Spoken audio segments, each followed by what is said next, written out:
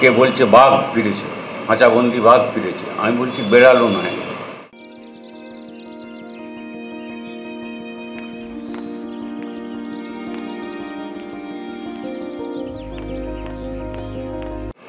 মিছিমিছি আপনি বাঘ বানাচ্ছেন বেড়াল থেকে। মুখ্যমন্ত্রী দেখাতে চাচ্ছেন যে আবার বাঘ ফিরে এসেছে। বেড়াল হচ্ছে বাঘের মাসি, ওই মাসি হবে, বেড়ালই হবে, আর কিছু নেই। 18 মাস পর রাজ্যে ফিরলেন অনুব্রত মণ্ডল এবং তিনি বাড়িতে পৌঁছানোর পরেই তার বাড়ির সামনে জড়ো হন একাধিক কর্মী সমর্থকরা। প্রত্যেকেই তার সঙ্গে দেখা করতে আসেন আর বাঘ মন্তব্য নিয়ে প্রশ্ন করায় তিনি উত্তর দেন, কোনো বিতর্কে যাব না, আদালতের রায়কে সম্মান করি।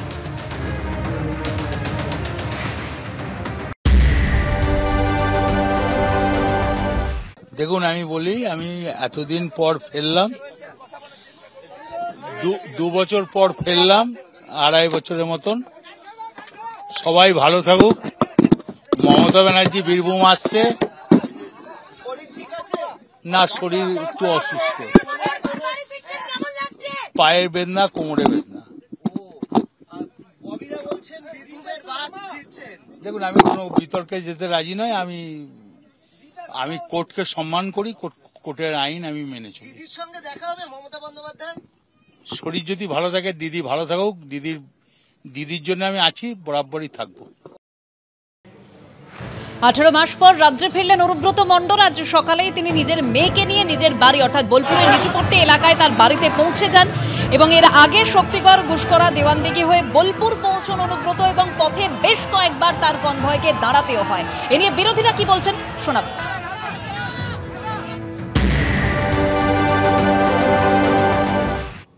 জামিন তো পেতেই পারে, যে কেউ এর আগে সুদীপ ব্যানার্জিরা তারাও জামিন পেয়ে গেছেন, তারা গেছিলেন। তো বিচার তো চলেই, লম্বা হয়, আমরা জানি। তথ্য সময় এলে তখন যথাসময়ে তার সাজা হবে। কিন্তু এটা তো সবাই জানে যে কী ধরনের দুর্নীতি করেছে, তার সম্পত্তি সব বেরিয়ে গেছে। এবার তথ্য প্রমাণ বিচার সময় সাপেক্ষ, আমাদের বিচার ব্যবস্থা একটু, কিন্তু সাজা হয়। বহু লোক জেলে গেছে, মন্ত্রী ইত্যাদি, আমরা অপেক্ষা করবো তার জন্য।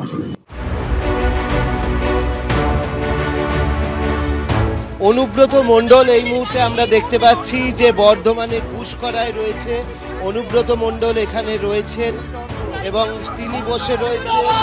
এখানে আমরা দেখতে পাচ্ছি যে স্লোগান উঠছে অনুব্রত মণ্ডলের এবং অনুব্রত মণ্ডল কিন্তু বসে রয়েছেন। 2 বছর পর ফেললাম, 2.5 বছরের মতন। সবাই ভালো থাকুক। মমতা ব্যানার্জি বীরভূম আসছে, শরীর যদি ভালো থাকে, দিদি ভালো থাকুক, দিদির জন্য আমি আছি, বরাবরই থাকবো। অনুব্রত মণ্ডলের এখানে যে বাড়ি, অর্থাৎ যে বাড়ি রয়েছে, সেই বাড়ি যেখানে অনুব্রত মণ্ডল মূলত বসতেন,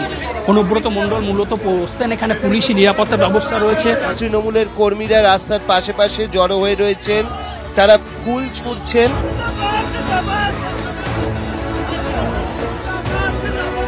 অনুব্রত মণ্ডল তিনি প্রবেশ করছেন, তার বাড়ির সামনে চলে এসছেন এবং আমরা দেখতে পাচ্ছি যে প্রচুর মানুষের ভিড়।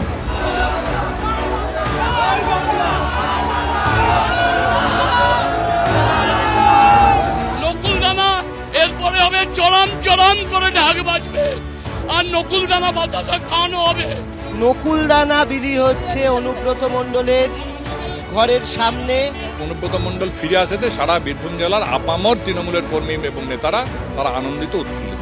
বীরভূমের জেলা সভাপতি ছিলেন অনুব্রত মণ্ডল এবং তার যে এখানে তিনি বসেন, ঠিক সেই জায়গা থেকে তিনি বসেন এবং বীরভূমের কোর কমিটির এক সদস্য সেখানে ছিলেন শুধুমাত্র, আর কিন্তু কেউ সেভাবে তার সঙ্গে দেখা করতে পারেনি।